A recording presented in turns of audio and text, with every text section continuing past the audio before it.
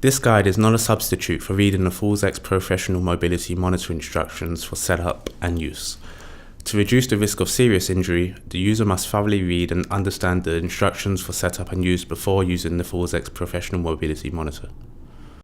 To begin, be sure your base unit is set up according to your preferences. If you are using the bed or chair sensor pads, be sure the PFM switch located in the battery compartment is set to the upper pad position. If you are using the floor sensor pad, be sure the PFM switch is set to the middle floor position.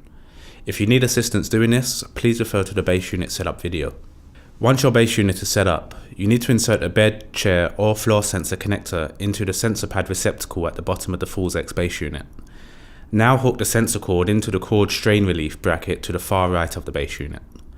This is important to limit the strain being put on the sensor pad connector if the cable is pulled on. Next, check that the power source is working, indicated by the green monitor light flashing periodically. A few reminders. The magnetic cord assembly should not be used if sensor pads are connected to the FallsX professional monitor. Chair and floor sensor pads should not be bent, rolled or folded.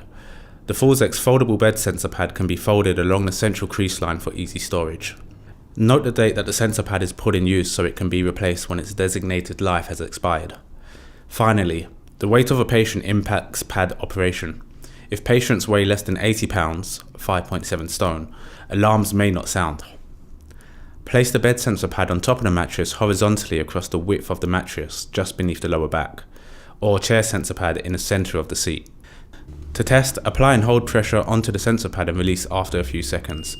An alarm should sound and the red alarm light should flash periodically on the front of the FallsX professional monitor. Press the hold button for 2 seconds to reset.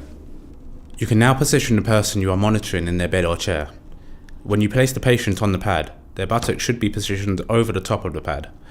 Be sure that the sensor pad cord is not on top of or underneath the pad.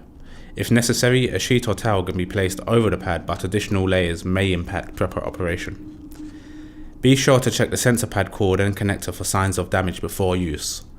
When removing sensor pads, also be sure to press down on the connector clip that locks the connector in place prior to removal from the base unit. With any further questions, please call 0207 731 0132 or visit our website www.turan.co.uk.